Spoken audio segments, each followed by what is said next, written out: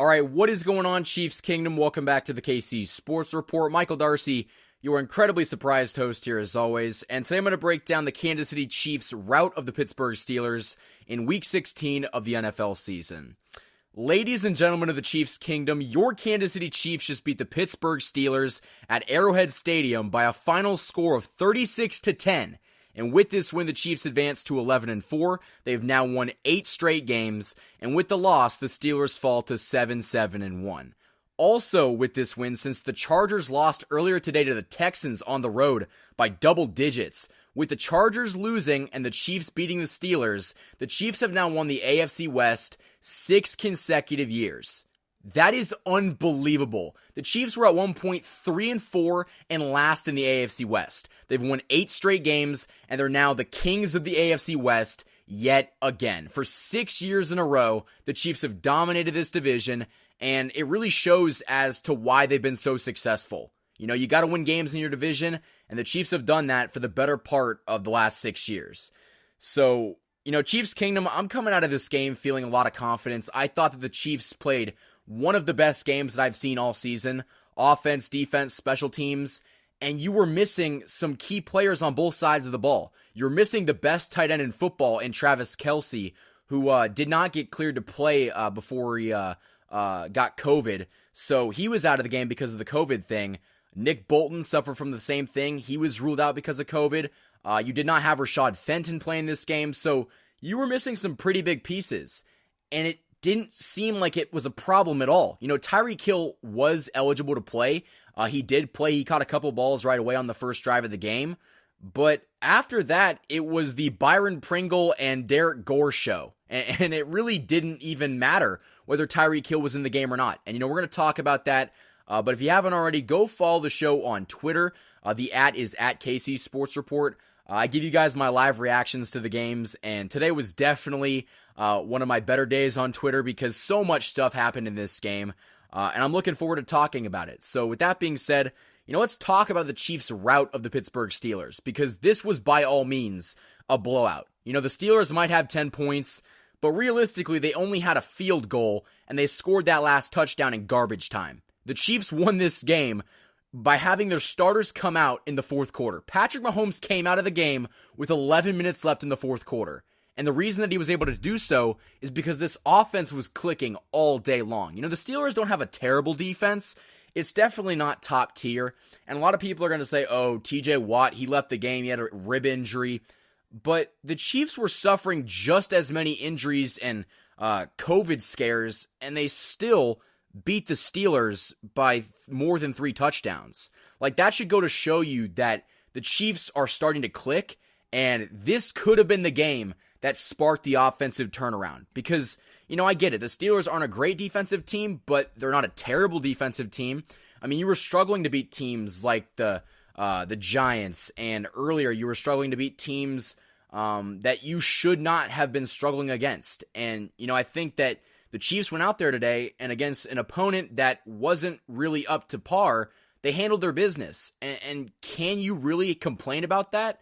They handled their business to the point where, again, their starters left the game with 11 minutes in the fourth quarter. And in my opinion, the starters should have left the game a lot sooner because you saw some injuries. Tyrann Mathieu left the game with a quad injury. They were talking about it on the broadcast. They're not quite sure if he left the game due to precautionary measures or whether he was just that banged up. Willie Gay appeared like he got banged up on a play. Trey Smith did as well. You know, Clyde Edwards-Helaire left the game with what appeared to be a collarbone injury, which, you know, if you ask me, I think that Clyde's probably going to be out for the rest of the season.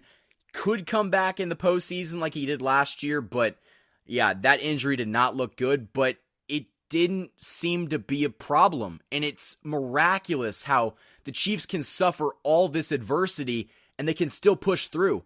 The Chiefs have an absolute superstar by the name of Derek Gore. Derek Gore is a third-string running back, a supposed third-string running back, that I believe could start on this Chiefs team. He was incredible today. His first big play of the game, the big chunk play, came when he caught a 50-yard bomb downfield from Patrick Mahomes, but he looked even better running the ball. He had 12 attempts for 43 yards, averaging 3.6 yards per carry, but I would say that a lot of the yardage that he missed out on came in the end of the game when he was basically just trying to run out the clock. He was averaging like 4 or 5 yards a carry because he had like a couple carries that went for 11 or 12 yards. And I think that just goes to show you the amount of talent that Derek Gore has. But Darrell Williams, for whatever reason, and I'm going to probably talk about this in a different video, Darrell Williams, Darrell Williams has been phenomenal. He had 11 rushes for 55 yards, averaging 5 yards a carry. And I think that, for whatever reason, there's no logical way of saying this, but the Chiefs' offense functions better when Darrell Williams and Derek Gore are running the football. I don't know what to tell you. That's just kind of what I have seen over the course of the past couple weeks. It's that when you give Derek Gore and Darrell Williams attempts, they're just big, physical, fast runners. They're going to get those tough yards, and that's exactly what they did today. And, switching over to the other side of the offense, Byron Pringle was unbelievable today. I could make the case that Byron Pringle was the MVP of this game. He had 6 receptions for 75 yards and 2 touchdown catches. He caught that first touchdown by Mahomes. It was a bullet pass. Mahomes was able to get out of the way of traffic and basically sidearm fling it through a bullet to Pringle in the end zone. He caught that. And then his second touchdown catch came from a little, I want to say it was a slant pass, and then he caught it, and then he just maneuvered his way downfield, avoiding defenders, and he got in the end zone. An incredible play, and in my opinion, today kind of showed everybody that Byron Pringle is wide receiver 2 material. He looks really good today. And that just brings me to my next point, and I talked about this on Twitter. Actually, before I get into that point, I want to talk about Patrick Mahomes' numbers. He was 23 of 30 for 258 and 3 touchdowns. He would have thrown for 300 plus if he didn't get pulled from the game basically when the fourth quarter started. He could have easily thrown for 350 plus and 4 or 5 touchdowns. Let's be real, because this offense was basically unstoppable today, and it showed by the result. But, this is the narrative that I wanted to address, because everyone says, oh, Mahomes is carried by his weapons. Travis Kelce and Tyreek Hill make Patrick Mahomes. Without his weapons, he'd be nothing. Why is it that in a game in which COVID really screwed up some of these players for the Chiefs, where you didn't have Travis Kelce at all, you didn't have Tyreek Hill for the majority of the game, and yet he is cutting up an NFL defense. He is destroying the Pittsburgh Steelers with Byron Pringle, Darrell Williams, and Derek Gore. Why is that? Is that his weapons carrying him?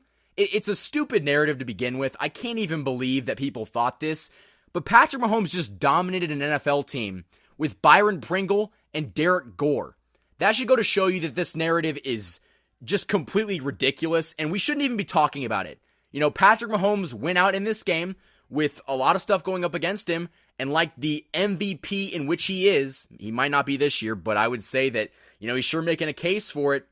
He looked like the best player in football today. He really did. The way that he was able to hit his receivers, the way that he was able to manage this game, it's really impressive. And I can't help but coming out of this game feeling like that was one of the best performances I've seen from him all season. He might not have thrown for the 400 yards and 5 touchdowns that he's done in weeks prior, but he looked so much more efficient. Patrick Mahomes looked like he really had a grasp on this game, and they had no problems moving the ball. Not only did they didn't have any issues moving the ball, they could put it in the end zone, and that's been the problem. They either can move it and not put it in the end zone, or sometimes they can put it in the end zone, but they can't move the ball. It's just like, it's always been one thing or another, and at least for today, it looked like they could do both. And that's why I'm so confident and so excited about this Chiefs team moving forward. I mean, again, guys, you were missing Nick Bolton, arguably your best linebacker. Rashad Fenton, arguably your second or third best corner. And you still beat the Pittsburgh Steelers, who were, I know that they're not very good, but they were a playoff team heading into today. And you beat them by 3 touchdowns. And I can't help but feel like that's the kind of win that championship teams make. That's the kind of game that, with everything going against you and moments that are definitely not easy, those are the kind of teams, the ones that prevail, they win championships. And that's what I saw today. Getting back into the game, because there's a lot to talk about. Frank Clark got a sack on the first possession of the game for the Steelers. That ended up, I think that sack came on third down. The Steelers had to punt. It really didn't get any easier for the Steelers because they were punting a lot in this game. They couldn't move the ball. And that's the thing. I feel so bad because Ben Roethlisberger is an NFL quarterback that's going to go down in the history books as being one of the greatest.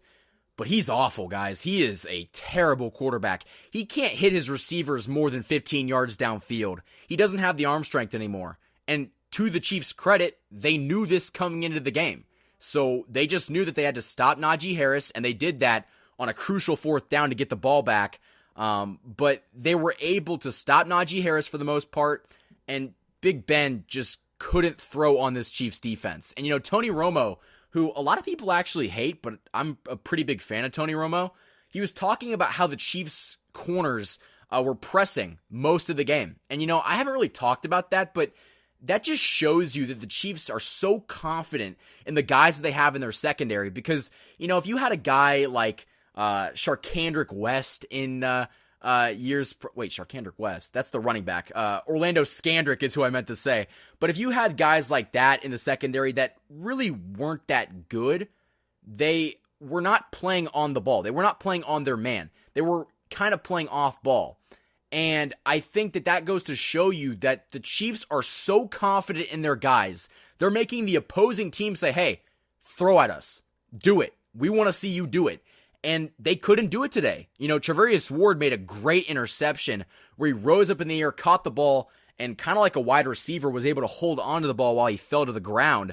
I think that basically let the Chiefs' momentum let it kept growing. I'm sorry, I'm having problems speaking today, but it wasn't all good. There was one issue that I did have. Elliott Fry kind of had a little bit of a rough game. He missed the extra point, and then he missed a field goal attempt. Not great, but, I would say that all things considered, you didn't have Harrison Butker, who is arguably the second best. No, he is the second best field goal kicker and kicker in the game. And that's a pretty big loss. So that Elliott Fry came in this game, and he might not have been great, but he was serviceable. He was good enough to get the job done, and that's all the Chiefs needed to do in this game. He didn't end up costing the Chiefs very many points, and it didn't come back to bite the Chiefs. But moving forward, you need to have Harrison Butker kick field goals, because it's just, there's a reason why you're paying him all this money, and I think that, we kind of saw why Elliott Fry never really stuck around anywhere in the league. But other than that, guys, the turnovers the Chiefs defense have been able to force, it's incredibly impressive. Jerron Reed was able to pick up a fumble forced by Turk Wharton against Ben Roethlisberger, and that ball ended up falling, and the Chiefs had it in the goal situation. So they ended up kicking a field goal on that one. But it just kind of goes to show you that even in the fourth quarter, when the Chiefs were up, I don't even know how much at that point in time, the defense didn't give up. And I really respect that. And, ultimately, those guys ended up getting benched, and you put in the backups.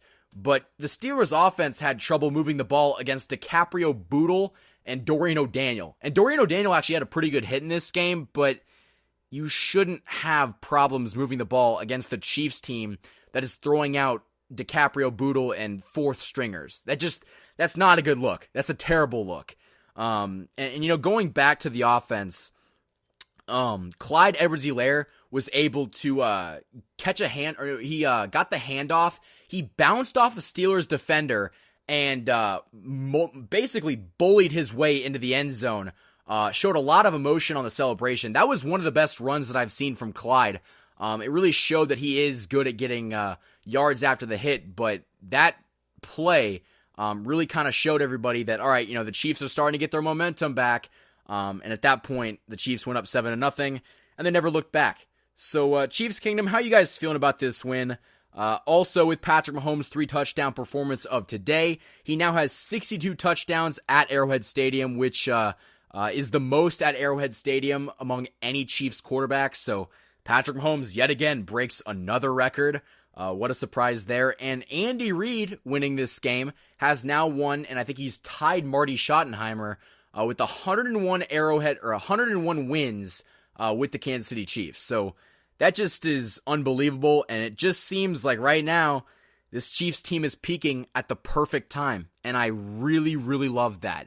But, it's funny because at the beginning of the season, the Chiefs had a lot of problems turning the ball over, and that seemed to be their Achilles heel. But, we've seen recently the Chiefs defense has been forcing the turnovers, and the Chiefs offense has been flawless. They didn't turn the ball over today, and they were able to get, I believe, 3 turnovers against the Steelers. They had that pick. Travarius Ward had that interception. Deontay Johnson had a fumble, and then Turk Wharton forced that strip sack. So yeah, the Chiefs were able to win the turnover battle, and that's always important, but especially against a team like the Pittsburgh Steelers, where, the Steelers don't have a great shot with the personnel that they have, and if you give the Chiefs extra possessions, it's not going to go over well, and it didn't. So yeah, guys, I love this outcome, and I think that, you're getting to a point where you control your own destiny. You're going to have a chance to go to the Super Bowl playing at home at Arrowhead Stadium, and it's because you put yourself in that position by winning 8 straight games, by having other teams lose, and now you're in control of your own destiny. You can win the 1 seed. I don't think you can next week, but I wouldn't be surprised if the Titans lost and you took it next week if you beat the Bengals.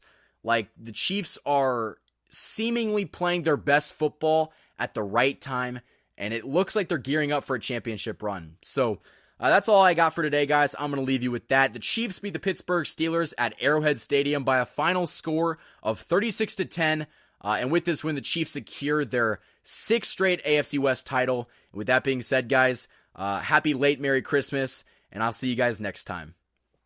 Thank you for watching this video. If you guys enjoyed it, hit that like button, comment, and subscribe for more of the best Chiefs content on YouTube.